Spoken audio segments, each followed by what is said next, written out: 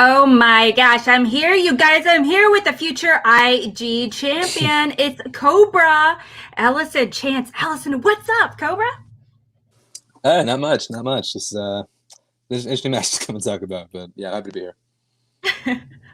Yeah, it's definitely one of the best matches we've seen so far this season overall. Now, if you haven't, if you're in the chat watching this and this is your first time checking out this matches, just giving you a heads up, spoilers ahead. I definitely recommend watching the match beforehand. We're going to be walking through the match question by question and all that good stuff. But before we kind of dive into that, I do want to, talk real quickly about going into this match. Obviously, you're like arguably the heavy hitter when it comes to the corruption faction overall. You're going into a championship match against Chandru, and you're going to kick his ass. Let's face it. You're the winner of the ID tournament. You're currently a team champion, really annihilating the Founding Fathers, one of the best teams of all time. So going into this match, you must have felt pretty confident, right? No, I did. I mean, the Founding Oh, Father one was huge. yeah. It was a big win. It was like one top priority this season. Mhm. At least for the faction, for me, like singles was my highest priority. So coming in this match, yeah, I felt good, but I did feel a bit of pressure because, I Mhm. mean, Swag's he's doing Winston's doing well with his faction, man. They're doing really Yeah. well, scoring a lot of points. I'm like, I knew I needed to beat Liz, not just to keep Swag out of the lead, and just because we were down to two players left in the tournament.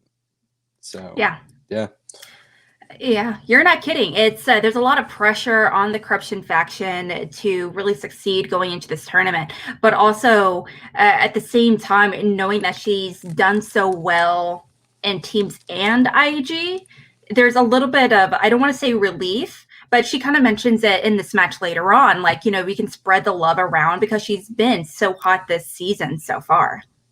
oh yeah. I mean, Hmm. we bounced back massively because of two tournaments. So Hmm. I mean, look, you can't have it all, much as I try, but Yeah. as much as I will continue to try to have it all. But yeah, no, it's just well, I mean, we'll get to it, but just circumstances didn't go our way today. Yeah, we're about to go watch the match, but the big takeaway watching this as well, we're gonna, as I kind of mentioned earlier, there's no dispute that you're the one of the best, competitors in Schmodown overall. Even say I do feel like your career in Schmodown is very young. You're very new to Schmodown by comparison to a lot of veterans, but at the same time, you are so strategic and you're in the way you analyze your competitors, the way you analyze teams, etc. So it's definitely you're one of the A tier competitors in Schmodown in general. So I don't feel like anyone's looking at you and be like easy peasy. All right, no, thank True. you. All right, well, we're gonna not waste any more time. Let's just gonna dive right into the match. Now, just want to give you a heads up. If you're in the chat, we're not gonna go over the promos, the rules, and all that good stuff. We're just gonna dive right in. So yeah. Shannon Miller, are you ready? Let's do it. Chance, are you ready? Let's get it. Then let's get ready to showdown. Maybe no, that's not Round better. number one, question number one. Here it is in the realm of action adventure. Mm-hmm. Which 1989 action sequel features the tagline? Now, I have "The to Mask say, is back"? this is a hard question. This really is. I feel like this is a trick question. Yeah, thing is, I'm using pretty good taglines, but this one just Mhm. it was escaping me, and Mhm. I just did I'll not do it feel because like you I don't like Brendan Reed puts on wrong questions. Four, Yeah. If you'll watch me just anytime in one. my career, Hands I've down, never please, burned repeat in hands round down, one. and we start with Liz Shannon Miller. So I have I'm to willing say, to. He's the weapon three. I would say both these options are definitely great ones. I honestly, when I was watching this, I was like, could Yeah. it be Ghostbusters? I'm a pause real quick. Start out here and Mhm. get to Oh, pause. Oh, Yeah. yeah. Go ahead. So yeah, I do want to say I don't like Brendan Reed puts on round one questions. So I will Mhm. usually just eat the point just because there's so few situations that one point will matter. Hmm. And yeah, like you're some pretty good taglines, but I heard like action adventure, the magic is back. My mind just immediately went Ghostbusters 2. I'm like, that's not it. That's 100%. not it though, because they wouldn't ask that under action adventure. I didn't think that was the tagline either. Cause I like it's something else, but same time, I got nothing better. I know it's 1989, so I'm just gonna write it down in the off chance that it is Ghostbusters 2. as soon as you said Lethal Weapon 3, I'm like, oh, it's 2. Like Yeah. that makes it because I could see that tagline as soon as you said Lethal Weapon. I'm like, oh yeah, no duh. But something someone else pointed out to me. That was the first round 1 question I've missed in like 4 or 5 matches. That's yeah, and Yeah, because it, like- I've thrown 9 for 9 ever since first my match with Emma last season. Well, I did want to ask. Did it kind of psych you up a little bit going forward because it was your first? Well, I'm gonna just keep going because I don't want to waste time because we can kind of keep talking over, and I'll just turn down the volume just a tad while we're talking over this. But yes, so essentially, moving forward from this question, did you kind of feel like you have to redeem yourself, essentially, kind of really psych yourself back up? I will say that it's never a good feeling to miss the very first question. Yeah. It did put myself a little bit at ease just because she missed it too. So I'm just like, It's a hard question. Yeah, I'm like, it's fine. I can rebound. It's okay. So just gotta keep a level head in a situation like this. Absolutely. And I do feel like taglines, we have to remember that taglines are so subjective and they change. So like region to region, country to country. Yeah, They're also like so so many interesting. taglines that you would swear were for one So movie, many. but are for like completely different. Yeah. And sometimes they're just so vague. Like it doesn't help at all. You would like to include, like, there's a tagline later that's mentioned, later in this match, in particular, the one that you ended up stealing for the second round. I was like, my first thought was like 100%, bam, this movie, Matthew McConaughey with the fingered fried chicken. But it's but I mean, the magic is back. It's definitely a very vague tagline overall. Yeah, especially because like, you hear like magic, you think, and it was '89, which is when Ghostbusters 2 came out. That's when you think that makes sense. But I'm like, no, that's not it. But like I said, I have nothing else. So yeah. Now, this question in particular, W. Do you like Oliver Stone movies? He's hit or miss. Like the ones I like, I really like. Yeah. But then the ones that when he's off, he's really off. Yeah. Do you like him better as a screenwriter or as a director? Probably as a director, just because I'm struggling to think of something he wrote but didn't direct right now. I remember. I remember there was a handful of them. Yeah, I know there is something. I'm just like blanking on right now. Let me double check. But I remember the first Oliver Stone movie I ever saw was actually The Doors, the Jim Morrison biopic kind of movie, and I love that movie. It's definitely one of my top 5 personal favorite, music biopics ever. But overall, yeah, I couldn't agree more. Oliver Stone's like definitely one of those directors. For a man that's won like 2 or 3 Oscars, he's such a spotty, writer, director. Yeah, his track record in the 2000s not great, not a good look. Yeah. Yeah, he did Seizure, Midnight Express, The Hand, Conan the Barbarian. What? He did write Midnight Express. That's right. Scarface, Year of the Dragon. What?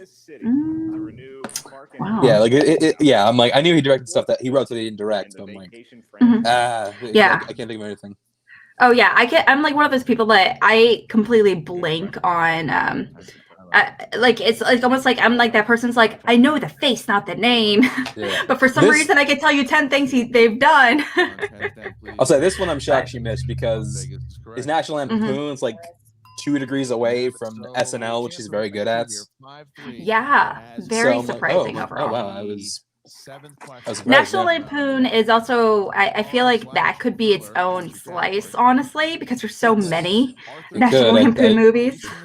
But please, no, I don't want it. I don't want it. I don't like SNL as a slice, honestly. Yeah. Yeah, I remember when that was initially selected, there were just so many questions about what it means. Is it going to be referencing any movie that includes the SNL alumni cast? Does that include X, Y, and Z movies, or is it just like the SNL production movies? So it's just SNL Productions, which I think is just weird. Yeah, and there's not that many of them. Like There's really maybe not. there's like 11 or Maybe something. there's like maybe a dozen. Yeah. And the thing is, like, a lot of them like aren't the ones that are huge, but there's so many that like no one gives a fuck about. Pat. Like it's Pat. Pat. Oh. It's Oh Pat. God.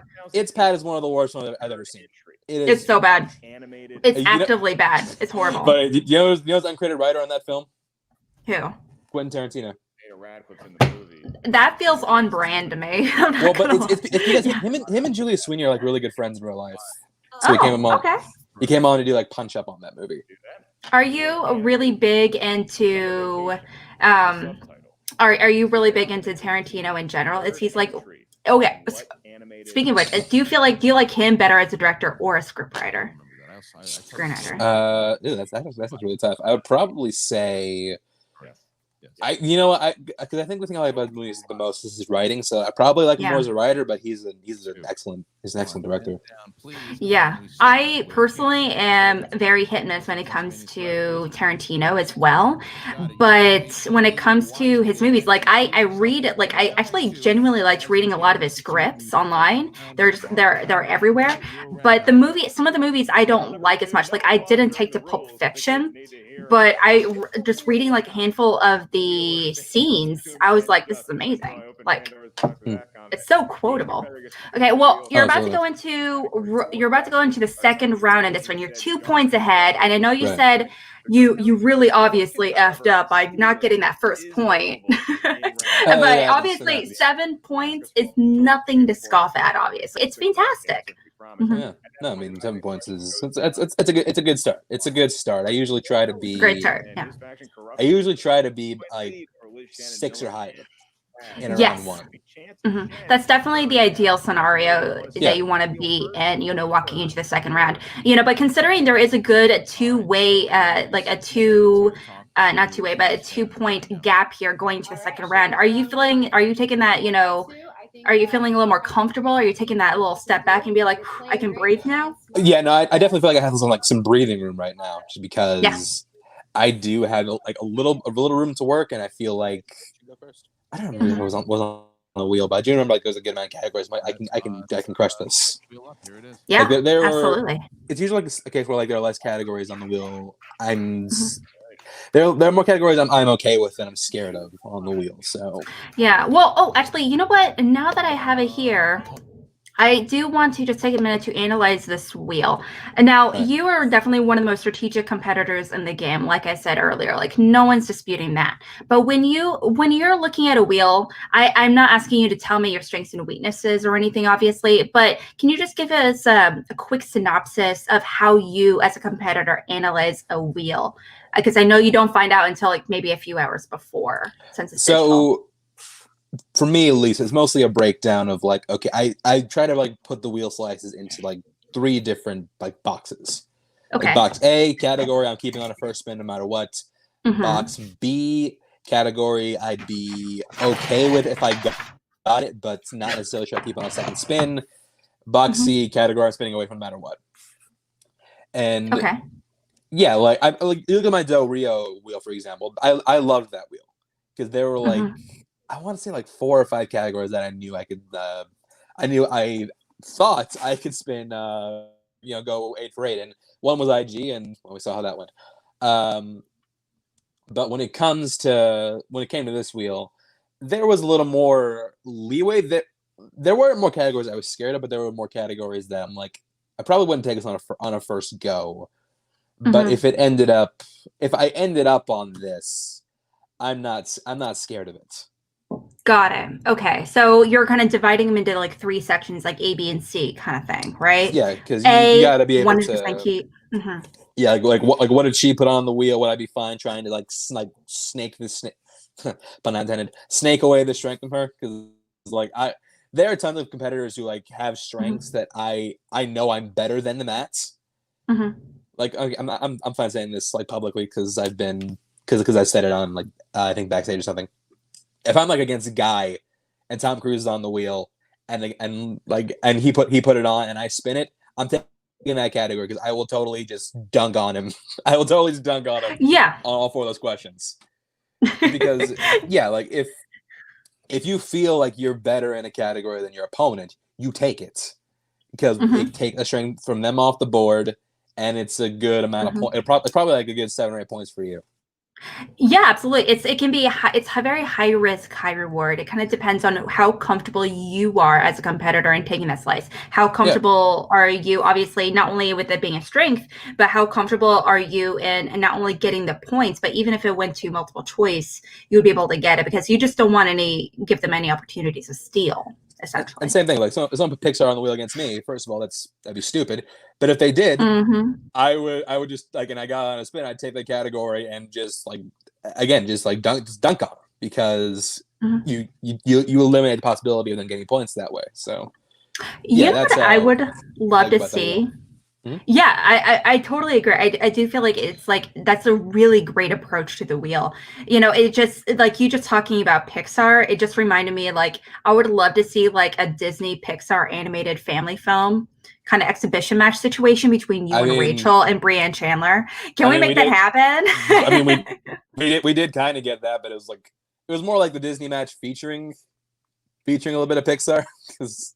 No. Like the ratio is like 10 to 1. No, you go back and watch that match. The ratio is like 10 to 1. But I'm not going to complain about it. But I would love to do a Pixar exhibition match if there was someone who can compete against me.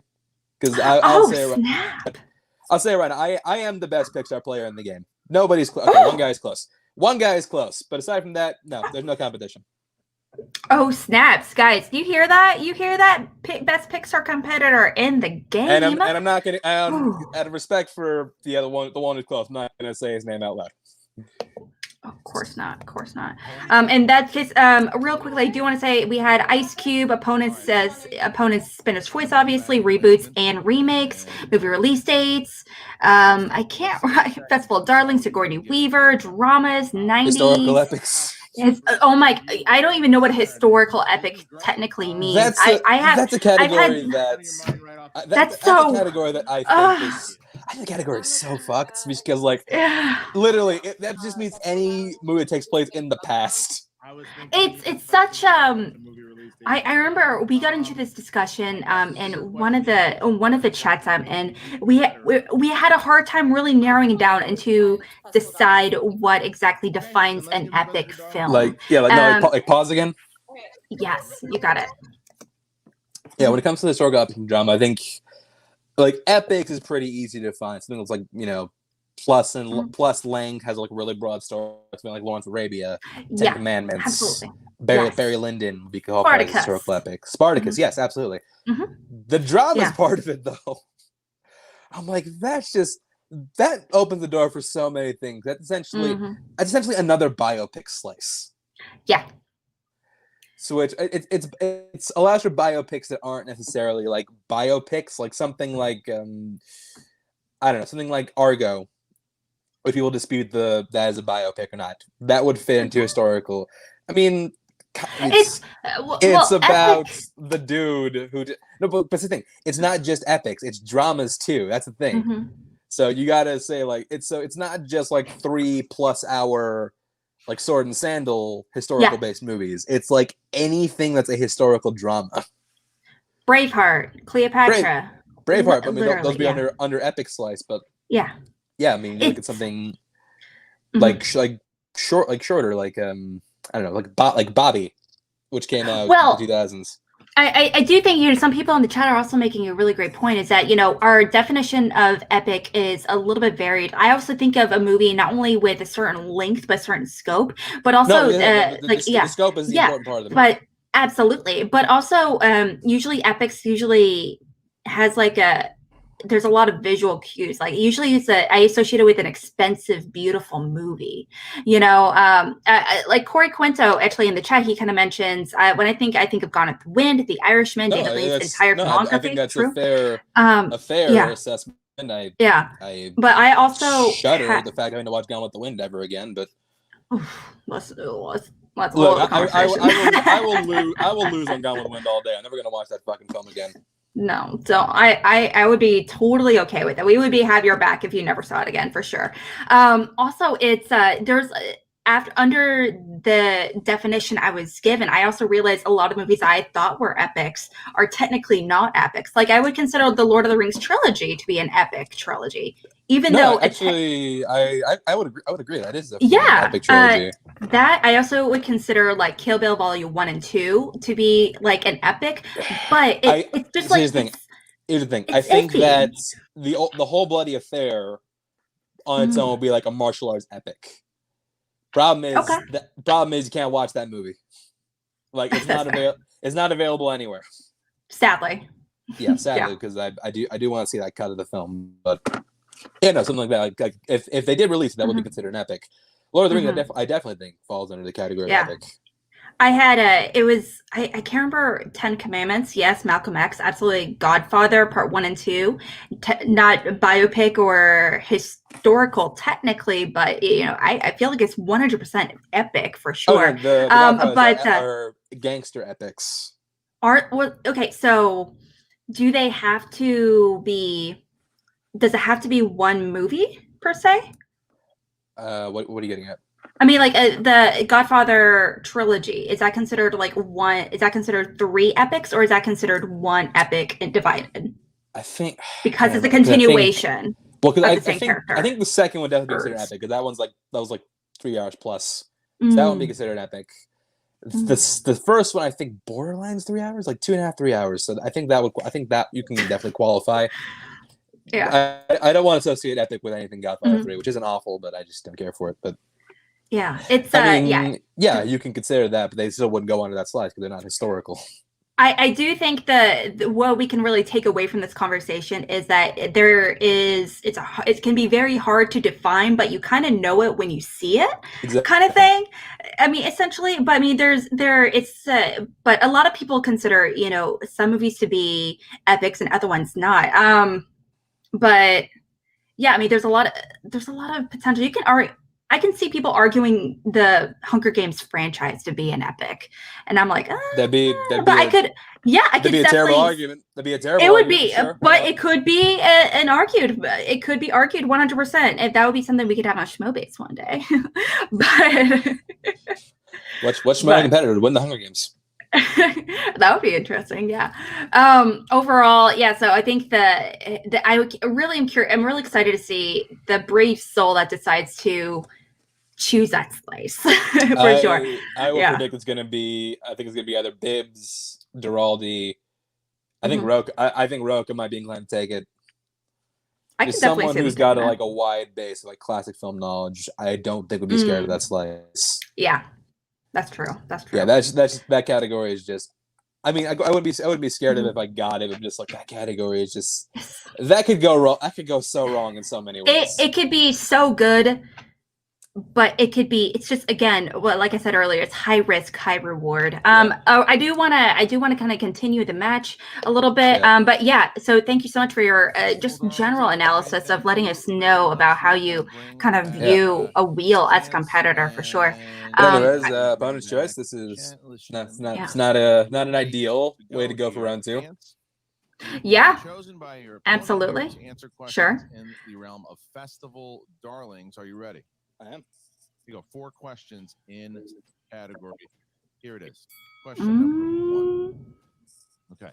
I feel like she was going to go here too. The Disney-produced Queen of Katwe deals with the life of Festival Darlings is kind of similar to historical epics, where it's it includes such a it's a lot of movies. Yeah, and it's very subjective what is technically considered a festival darling and what isn't.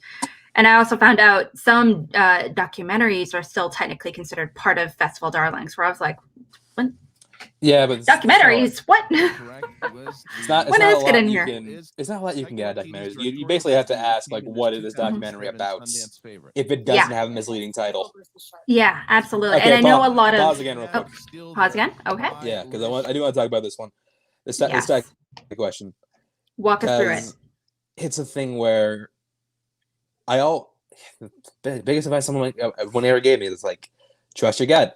And this was a situation where I didn't do that because I've seen Eagle vs. Shark.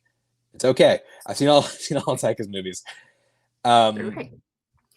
Boy, to me, I don't know why I did this, because my first thought was Eagle versus Shark, but then it's like, oh, it's a boy, because boy feels more like a first feature to me, and I did not trust myself. I did not trust myself with the answer Eagle versus Shark. I didn't think I was correct, so that's another important lesson I would give. I would give competitors. I mean, I'll give you advice. This one's on you. Like, it's just trust yourself, because if you have like a really strong inkling this is the right answer, chances are you're correct. And this is a case where I just ignored that. I ignored my instincts. I ignored what I was telling myself, and didn't cost. I didn't feel bad about it in the moment, but then I realized later this is what cost me the game. So yeah, this is just it's another rough moment in this match. This is another rough moment for me. This moment in particular, is this the moment where you started really doubting yourself for the rest of the game? Because not honestly, the rest of the game, because that was just one question. It was one question, so you can't afford to keep dwelling on a mistake like a question you whiffed. Absolutely. But so it sounds like overall, this was a question where you really doubted yourself. You went against your gut, and you were like, well, I mean, we all have those moments. We're human. Things happen. And we overanalyze, we overthink, when it comes to getting answers, especially in a high pressure situation like this. Now, when you were choosing the answers, when you're trying to pick the answers, did your gut automatically go to one answer and then you started doubting yourself? Or did you how did that kind of thought process go? Yeah, Eagle versus Shark. That was my very first instinct, and I went against it. And I missed the question because of it. Because I mean, like I said, boy to me always felt like if you watch those movies, that boy feels more like the first feature.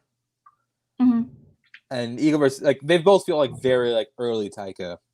Yes. But if you look at if you watch both movies, you're just like, yeah, this definitely feels like.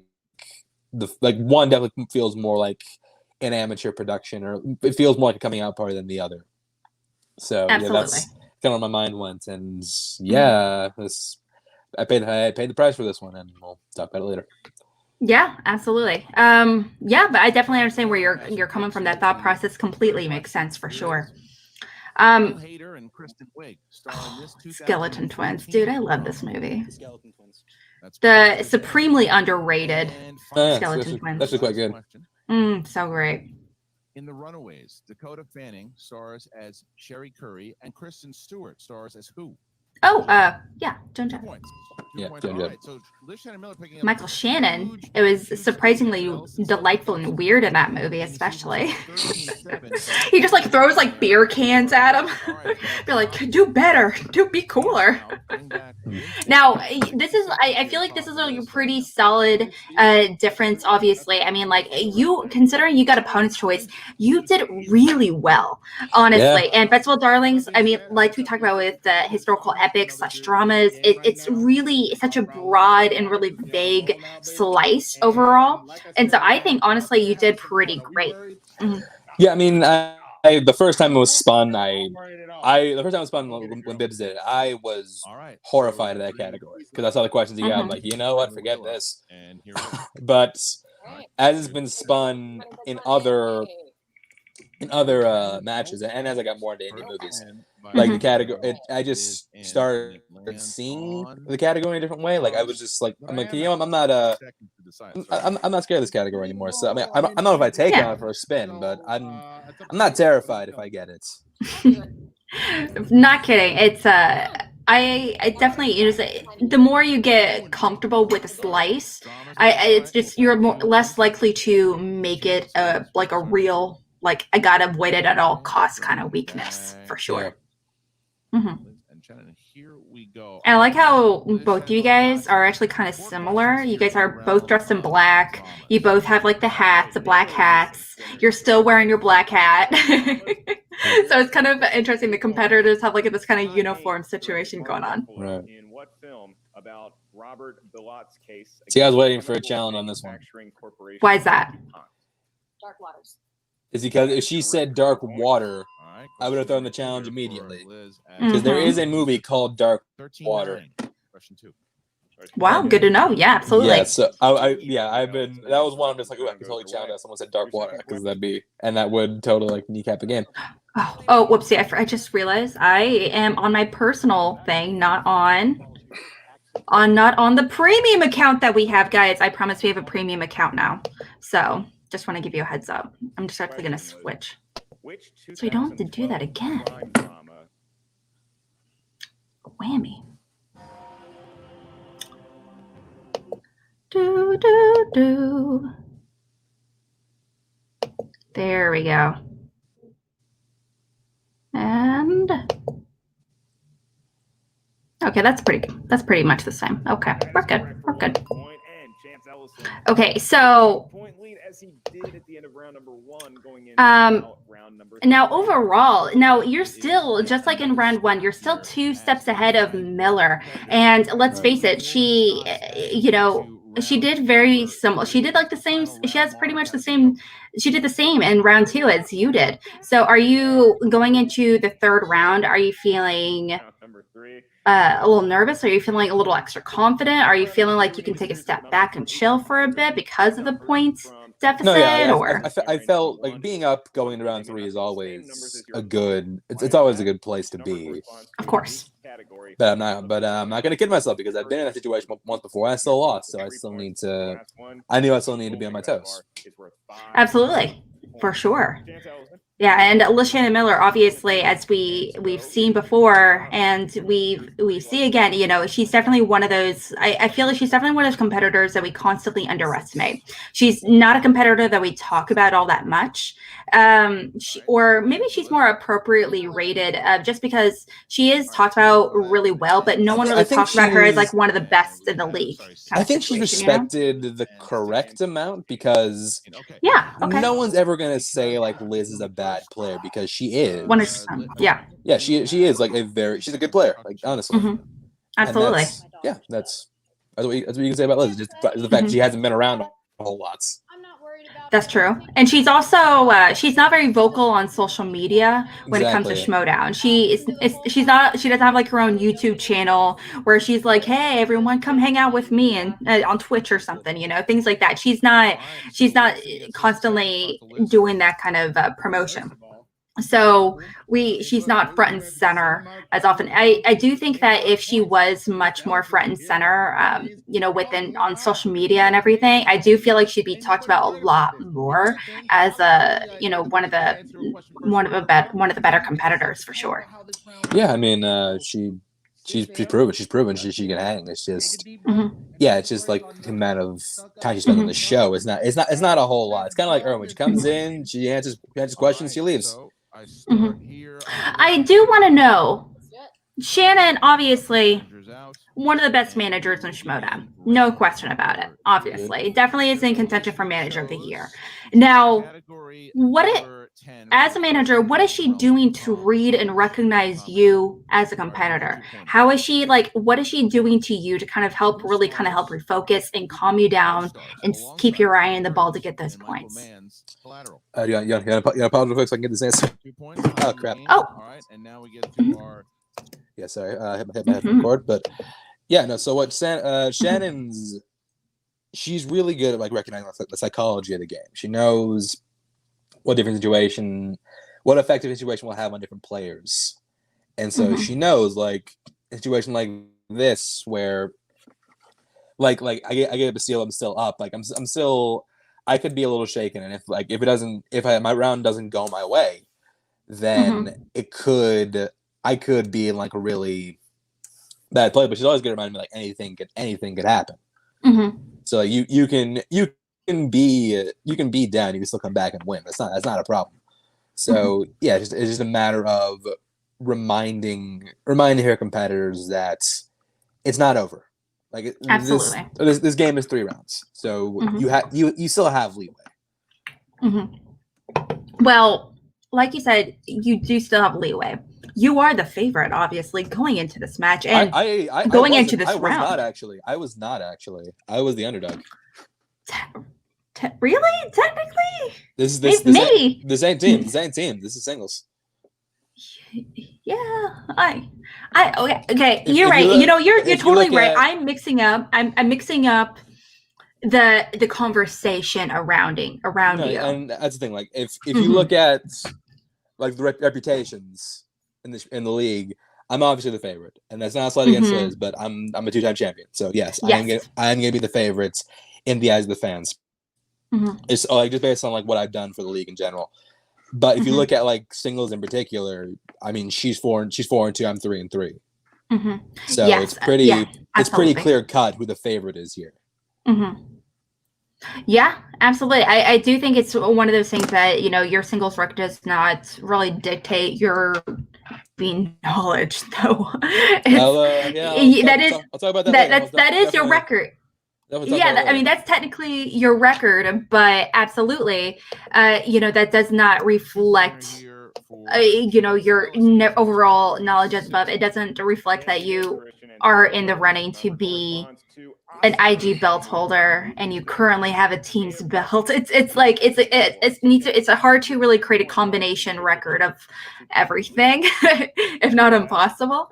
But yeah, you're totally right. I do know that you're totally right. Looking at the numbers, the stats alone, yeah, she is the definite favorite. I guess I was 100% mixing that up with the conversation surrounding you. I mean, it's easy to have the favorite because I'm I was a player of the year contender, but you are player of the year contender. Okay, I guess I still am a player of the year contender. You are 100%. Were you kind of low key pissed at this question, by the way? This LeFou question. What was her two again? It was who played LeFou in the live action Beauty and the Beast. No, but that was the three. But what was the two? I would have to double check. Let me see. And the question there, Chance, for 3 Let's points. Okay. Who stars? Excuse me. Who Okay. co-stars alongside Tom Cruise? I wasn't pissed at it when I was there. For 2 points, tying okay, so that I think is fair too. 2-pointer here for Chance Ellison, who chose category number 6, Mark. Yes, he did, Christian. And Sonny Durgan's number corresponds to Oscar. Collateral is my favorite Tom Cruise movie. Just want to put that out there. Mine too. Yeah, absolutely. It's a fantastic film. I remember when the Generals debate, they did a conversation on. Oh, such a great movie. But they did a debate on the best Tom Cruise movie.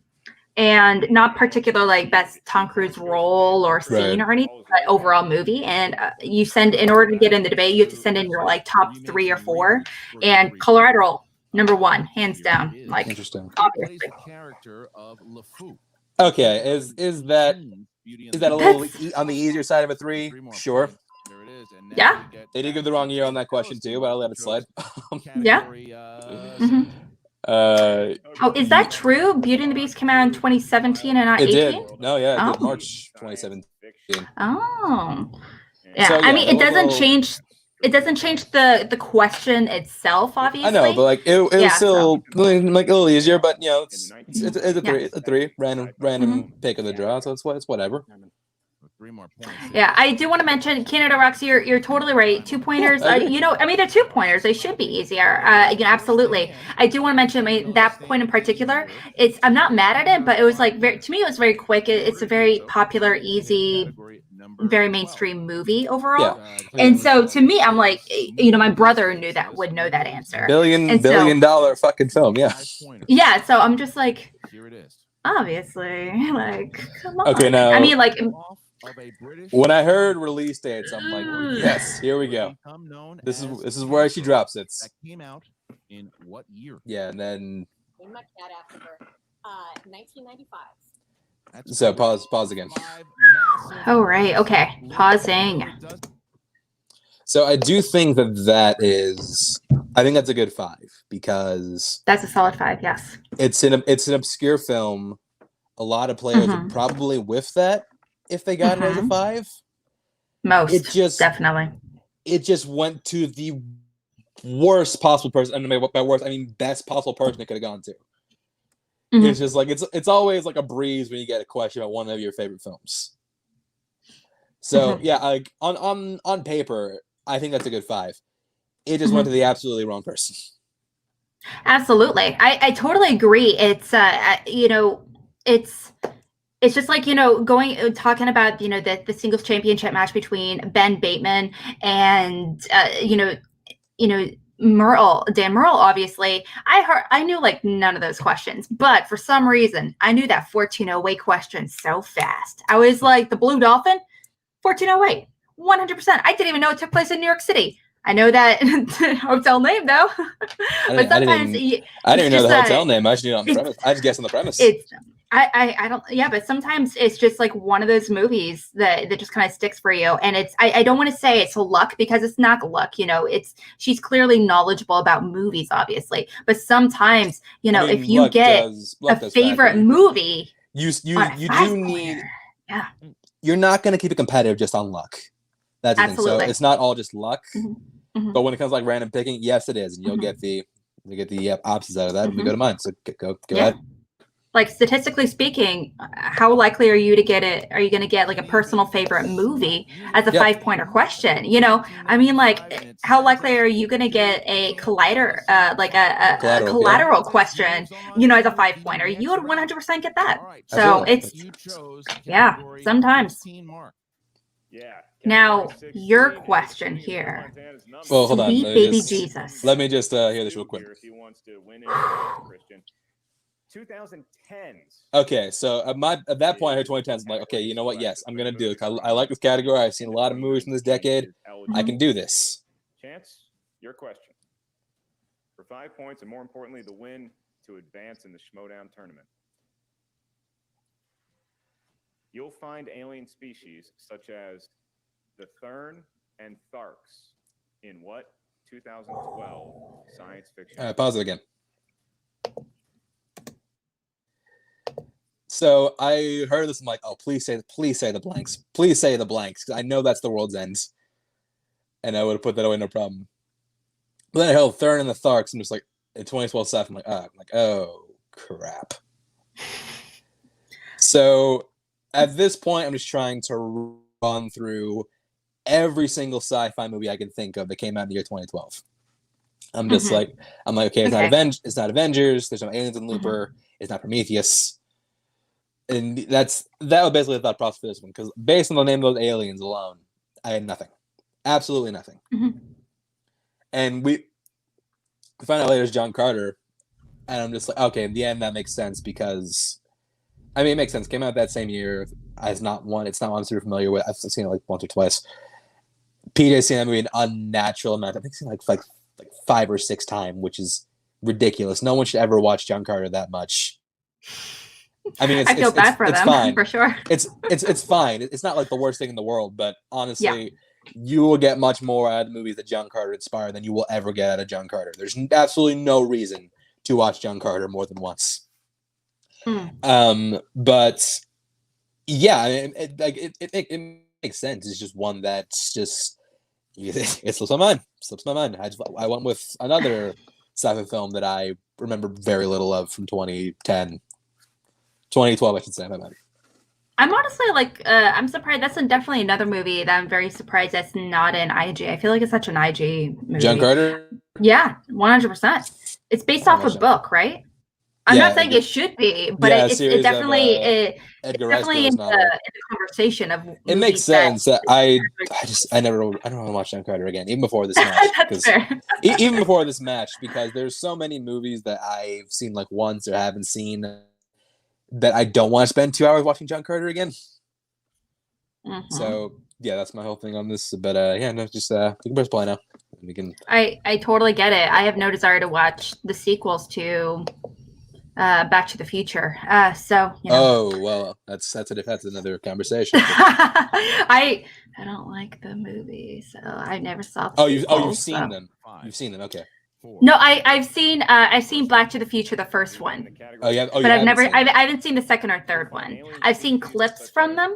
They're definitely interesting. Yeah, 3 is actually really 3. I actually think it's like legitimately good. Just the old West. The Western, the Westernish one, right? Yeah, it's the one that takes place in 1885. Now, overall, I think it's good Yeah, to I make coulda- note as well is that you're going into this. I think you're going to be using your last 2 JTEs as well. Actually, I don't even think I used my last one. No? I don't think so. Oh, because I know you're about to use a JTE. Cloud Atlas. Nope. I only used 2. Oh. Because I decided just not I'm not gonna waste time. If you don't have it, you don't have it. I'm not gonna waste time. I'm not gonna prolong this. Yeah. Well, we're gonna take that out real quick. Well, actually, if we can we can go back because I do want to do our post match because I haven't seen it. Oh, you haven't? Okay. Oh, you haven't seen it. Okay. Because that's something I do want to talk about my post match. Oh, you do? Okay. I do, Gotcha. yeah. Gotcha. Okay. I'll pull it back up again. I already removed it, but totally cool. Totally cool. Now,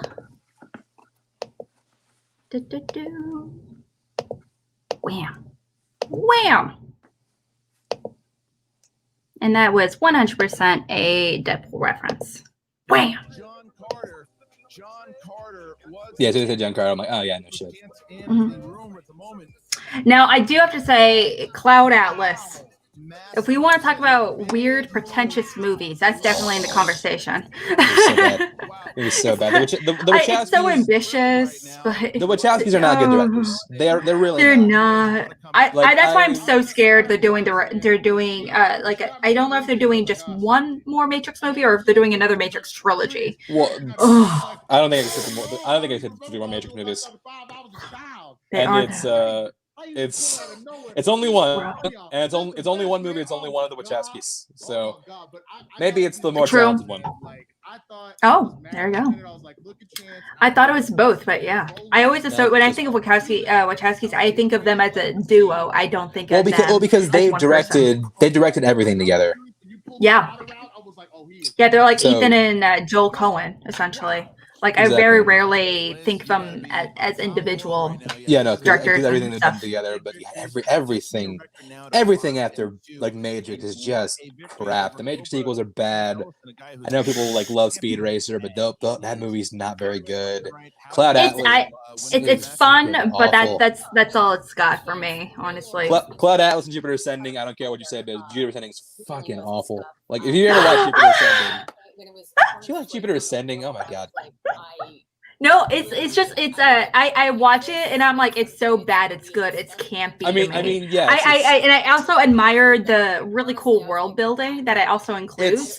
It's ridiculous that it's hilarious that somebody gave them $175 million for that piece of shit.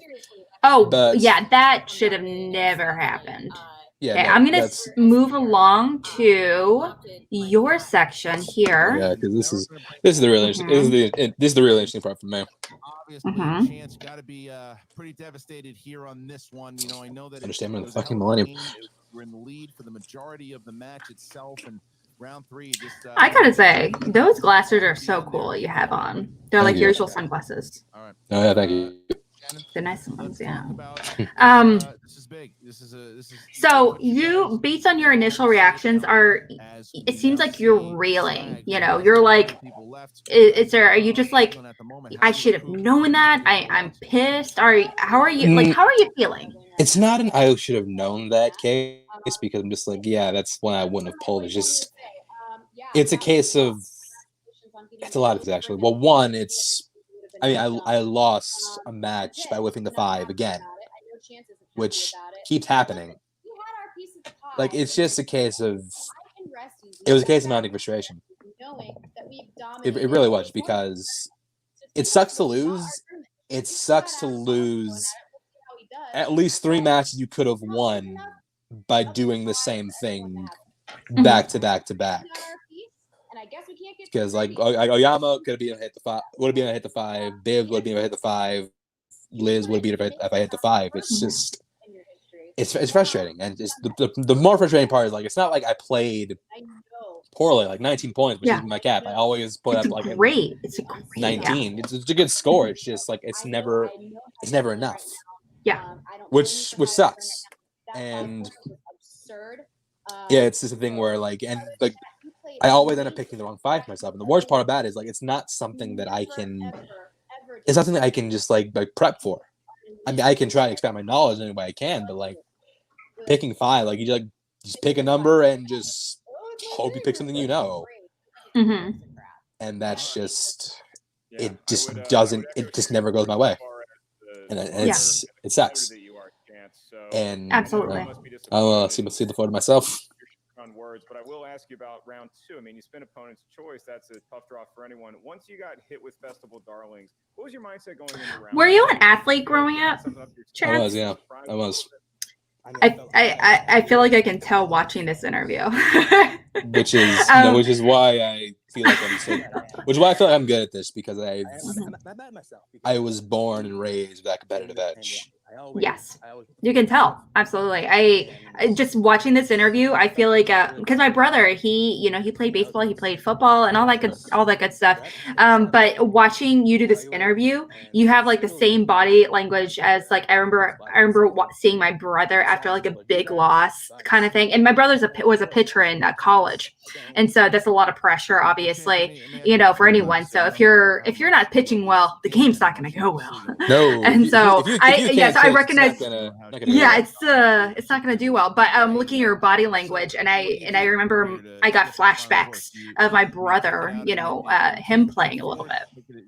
Yeah. And trying to get that title. Like it's absolutely, yeah. You see my body language change. Like I'm not even looking at the screen right now. I'm just looking off because I don't even want to look at anything on the screen right now. Mm-hmm. Absolutely. That's what I'm gonna do. That's what me and Mike are gonna do coming into this, because I'm not happy with the way this tournament went. True. I'm not happy. No, I'm still not happy with this day. I'm gonna make up for it. I promise. I think. Hold on. Go ahead. Finish up. As far as the inner geekdom goes, I will say this: Winston, enjoy it. Enjoy beating me. The policy, you get to beat me once. You get to beat me once, I'm really motivated. and you never get to beat me again. Get ready. All right. You did not let me down. You never let me down. Yeah. Mike may be the face of corruption, but you are the muscle behind it. And I am endlessly proud of everything that you've done for us. I can't speak more highly of you. I love you so much. You'll never, ever let me down. You'll never let me down. Thank you. All right. Well, thank you to both. Yeah. I think that's the bulk of it. But yeah, I want to talk about it because that's the most emotional reaction I've ever had for a match, because it's just a complex of a lot of things. Like I said, the losing the same way over and over again. I think I said singles in the league where I've always wanted to make a bigger splash, and I just haven't done that yet. And I felt like a letdown because I knew we needed points. I knew we needed to gain traction. I didn't deliver. I felt like I let Shannon down. I felt like I let the faction down. I felt like I let the fans down. Anyone who was like campaigning for me for 3 belts, I felt like I let them down. Anyone who was campaigning for me Player of the Year, I felt like I let them down. It's just a series of not living up to what I should be, because I know I can be better than this. I know I can be better than this. I know I can be a serious contender for that belt. I know I'm better in 3 and 4. It hasn't happened yet. And I'm going in.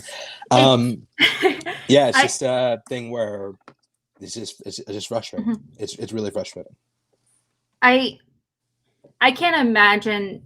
I'm not a competitor. I'm not a manager, obviously. I can't begin to imagine how you must feel, obviously. This is, you're also one of the first competitors really coming in hot from the fan leagues, kicking ass right away from the get-go, teaming up with an icon like Kalinowski, being part of such an awesome faction. So obviously this is a loss. Your record, I believe, now is technically 3 and 4. 3 and 4, I think, yeah. However, I do think, there's that conversation of, chance 3 belts kind of thing. I do think that the Christian has mentioned it quite perfectly that, it's almost dang near impossible to really be in active contention for all 3, just because it requires such separate skill sets for all 3. And I do think that you're right there. You're so close. I mean, you're clearly amazing at IG. You're clearly amazing in teams. So it's only a matter of time to really pinpoint and really finalize and develop the necessary, skill or knowledge, whatever you need to really polish up, do succeed in singles overall, which is inevitable. Let's face it. I mean, people can tell me that, but they never say when. But I mean, you just gotta take your wins, losses in stride, and just hope for better next time. That's all. That's really all you can do. Absolutely. Okay, well, you guys, you heard it here. It's almost 7 o'clock over here for us. We're just going to wrap it up. There was a really awesome breakdown. Chance, thank you so much for hanging out with us today. Of course. I really appreciate it, getting your side of the story for this amazing match. And where can we find you, what you're doing, and everything you're working on? Twitter, Instagram, Chance_91. Check out the Choice by Chance, the podcast. We're doing, we're in the middle of September. We had Dan on, we had Winston on. We got Abby Friel on this week. That's gonna be a really fun show. We got other stuff lined up too, and Choice by Chance on YouTube. That's where we're doing movie reviews. We got Tenet and New Mutants reviews coming out very soon. And yeah, it's gonna do it for me. I guess we have another team title match October 16th. Shazam! Man, it's going to be a fantastic match. 2 really amazing competitors. Thank you so much for coming on. Guys, I know there's almost 30 of you guys hanging out with us in the chat. We really appreciate it. Thanks so much for coming out today. Please like, subscribe, and do us a solid. And please comment. That would be amazing if you gave us a comment. That would do a lot of amazing things for us here at C2A. You can also find me on Twitter right there at RealAlexMac. You can also find Chance's, all the links, Twitters, and Tweetums, and all that good stuff in the links below in the description box. I made it nice and easy for you guys to find it if you like. And find us on Facebook. You can find us, like I said, on Twitter, all those good places. And if you want, you can get a t-shirt from TeePublic or something, treat yourself. Guys, thanks so much for hanging out with us. Have a great rest of your day. Stay safe and keep watching movies and wear a mask. Bye.